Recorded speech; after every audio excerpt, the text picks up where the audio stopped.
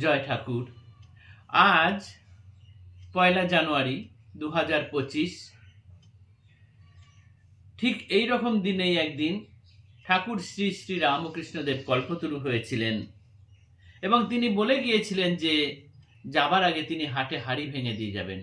কিন্তু এই আজকের দিন অর্থাৎ এই 1 জানুয়ারি যে তিনি হাটে হাঁড়ি ভাঙবেন, তদানীন্তনকালের কেউ কিন্তু সেই কথাটি বুঝতে পারেননি।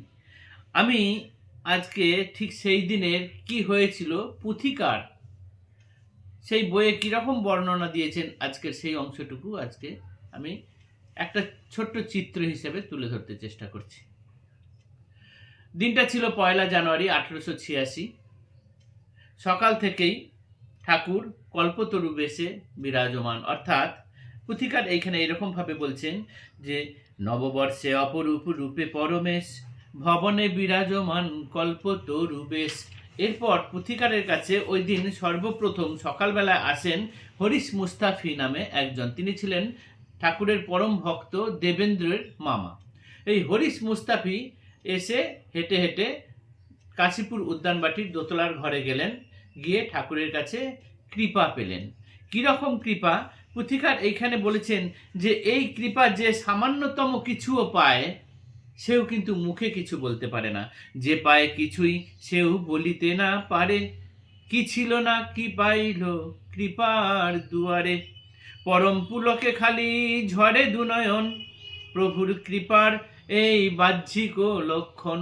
যিনি সামান্যতম কৃপা পান তিনি কিন্তু মুখে কিছু বলতে পারেন না, শুধু দুচোখ দিয়ে অঝরে জলের ধারা পড়তে থাকে। তা হরিশ মুস্তাফি ওপরে গেলেন, নিচে যখন নামছেন তার দুচোখ দিয়ে জলের ধারা বয়ে যাচ্ছে। এই রকম চলে যাওয়ার পর আসলে কি হলো না, ঠাকুরের কৃপার জিনিসটা কি? এটা কি কোনো টাকা পয়সা ধন দৌলত? সেরকম কোনো কিচ্ছু নয়। কৃপা নহে করিপাতি, নহে রাজ্য ধন, কিংবা নহে মনোহর কামিনী কাঞ্চন, সুস্বাদু ভোজন নয়, নয় গাজা সুরা, নহে মাদকীয় কিছু ক্ষণানন্দ ধারা। তুলনায় তথাপি কৃপার মধ্যে হেন বস্তু আছে, তুলনায় যাবতীয় রাজ্য ধন মিছে। অর্থাৎ এই যে তিনি কৃপা করে দিলেন, অন্তরে কোনো কিছু দিলেন, এতে এমন কোনো কিছু আছে যেখানে সমস্ত রাজ্য ধন মিছা হয়ে যায়। এইবার এই হরিশ মুস্তাফি নিচে নেমে যাওয়ার পরেই ঠাকুর দেবেন্দ্রকে ডেকে পাঠালেন। দেবেন্দ্র ওপরে গেলেই ঠাকুর তাকে জিজ্ঞাসা করলেন যে তোমরা সকলে মিলে একটু স্থির করো, সকলে কথা বলে ঠিক করো যে রাম আমাকে কেন অবতার বলে। এই যে একজনকে কৃপা করেই ঠাকুরের যে কৃপা সিন্ধু, সেই কৃপা সিন্ধু উঠলে উঠেছে, সেটা তখনও পর্যন্ত কিন্তু কেউ বুঝতে পারেনি।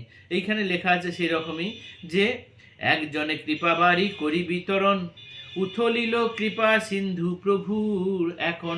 তিনি এখন তার কৃপা সিন্ধু উতলে গেছে, তিনি এখন কৃপা করতে চাইছেন, তার সামনে যারা আসছেন তাদেরকেই তিনি কৃপা করবেন। তাই তিনি দেবেন্দ্রকে ডাকলেন, ডেকে বললেন যে তোমরা কথা বলে স্থির করো যে রাম আমাকে কেন অবতার বলে। এটা তো ভনিতা মাত্র, আসলে তিনি সকলকে কাছে পেতে চাইছেন। এরপর তৃতীয় প্রহর এলো দিনের। তৃতীয় প্রহর অর্থাৎ বিকালবেলায় তিনি ওপর থেকে আস্তে আস্তে হেঁটে হেঁটে নিচে নেমেছেন। ঠাকুর এমনিতে অসুস্থ ছিলেন, কিন্তু সেই দিনে হঠাৎ করে তার শরীর যেন সুস্থ হয়ে গেল। তিনি এক অদ্ভুত সুন্দর মনোরম পোশাক পরে নিচে নেমে এলেন। পোশাকের বর্ণনাও এখানে আছে যে তার পরিধানে সেরকম কি আছে না, পরিধানে লাল পেরে সুতার বসন, গায়ে বনাতের জামা সবুজ বরণ, সেই কাপড়ের টুপি কর্ণমূল ঢাকা, মোজা পায়ে চটি জুতা লতা পাতা আঁকা। এই পোশাক পরে তিনি সিঁড়ি দিয়ে আস্তে আস্তে নিচে নেমে এসে বাগানে হাঁটছেন।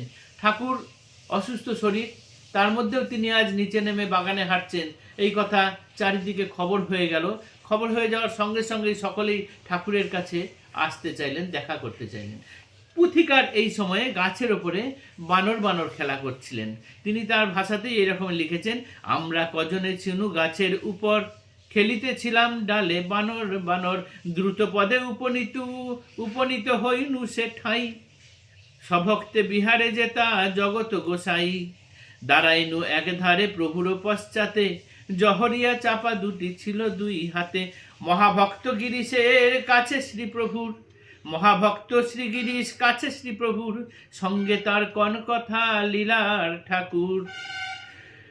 এইবার হাঁটতে হাঁটতে গিরিশের কাছে তিনি এলেন। তারপর গিরিশের সঙ্গে কথা বললেন।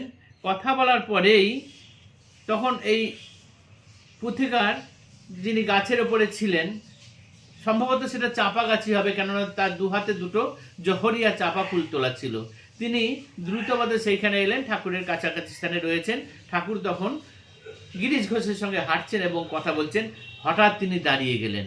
দাঁড়িয়ে গিরিশ ঘোষকে বলে উঠলেন, হঠাৎ দাঁড়াইয়া পথে শ্রী গিরিশে কন, তোমরা কি দেখো মোরে কি বালয়ে মন। এই যে প্রশ্ন করলেন গিরিশকে, গিরিশ সেটি শোনা মাত্রই গিরিশ পাতিয়া জানু বসি পদমূলে, করজোরে সম্ভাসিয়া প্রভু দেবে বলে, আমি ছাড় কি বলিব আপনার কথা, সুখব্যাস বিবরণে পরাভব যেথা। সুখদেব ব্যাসদেব যার বিবরণ করে উঠতে পারেননি, তার কথা আমি কি বলবো ঠাকুর। তিনি নত জানু হয়ে ঠাকুরের কাছে, ঠাকুরের চরণ মূলে বসে পড়েছেন। বসে তিনি চোখ দিয়ে তার জলের ধারা অঝরে ঝরে পড়েছে। তিনি দর দর কণ্ঠে এই কথা বলে উঠেছেন ঠাকুরকে। আর ঠাকুর সেটি শোনা মাত্রই সমাধিস্থ হয়ে গেলেন। উত্তর শুনিয়া তবে লীলার ঈশ্বর, দাঁড়াইয়া সমাধিস্থ পথের উপর, পদপ্রান্তে গিয়া মুই এমন সময়ে, তোলা দুটি চাপা ফুল দিনু দুটি পায়ে। পুথিকার এই সময় একটু দূরে ছিলেন। তিনি তাড়াতাড়ি করে ছুটে গেলেন। ঠাকুর সমাধিস্থ হয়ে আছেন, তার দু পায়ে দুটি জহরিয়া চাপা ফুল দিয়ে উঠলেন। তখন ঠাকুর পূর্ণ সমাধিস্থ। এরপর আস্তে আস্তে তার সমাধি যখন নিচে নেমে আসে, যখন তিনি ভাবস্থ হন, তখন তিনি কিছু পরে বাহ্য চেটা হইল উদিলে শ্রী গায়, ভক্তগণে আশীর্বাদ করিলেন রায়, তুলিয়া দক্ষিণ হস্ত বলিলেন তিনি, চৈতন্য হোক আর কি বলিব আমি। এই যে চৈতন্য হোক, এই কথাই বললেন। তারপর ঠাকুর এবার ভবনের দিকে, অর্থাৎ তার দোতলার ঘরের দিকে ফিরে যেতে শুরু করলেন। যখন ঠাকুর ফিরে যাচ্ছেন, পুথিকার তখন একটু দূরে ছিলেন। তখন ঠাকুর তাকে দেখে কি গো বলে ডাকলেন। পুথিকার কাছে এলেন, তার বুকে হাত দিয়ে হাতে স্পর্শ করলেন আর কানে তাকে দুটি মন্ত্র বললেন।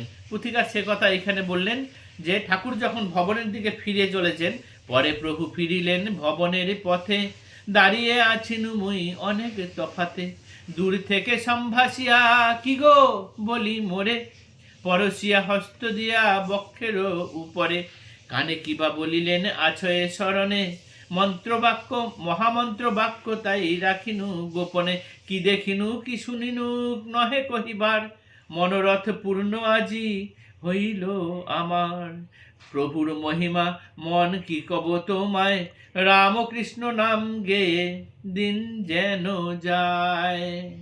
এরপর ঠাকুর কি করলেন না, নবগোপালকে কৃপা করলেন। তারপরে আস্তে আস্তে বাগানে যারা উপস্থিত ছিল সকলকে রাম গিয়ে ডেকে আনতে শুরু করলেন। হরমোহনকে পর্যন্ত আনলেন। ঠাকুর বললেন না, ওর এখন না, পরে হবে। তারপর সেই দিনে তিনি যতজন কাছে ছিল সকলের মনোবাঞ্ছা পূর্ণ করেছেন। এই যে 1 জানুয়ারি তিনি সকলের মনোবাঞ্ছা পূর্ণ করে কল্পতরু হয়েছিলেন। আজ আমি সেই অংশটুকু পাঠ করলাম, স্মরণ করলাম। আমাদের সকলের মনোবাঞ্ছা পূর্ণ করুন তিনি। তিনি তো মনোবাঞ্ছা পূর্ণ করে রেখেছেনই, তবু আমরা স্মরণ করি তাকে, যেন তার নাম গান গেয়ে আমাদের সারা জীবন যায়। জয় ঠাকুর, নমস্কার।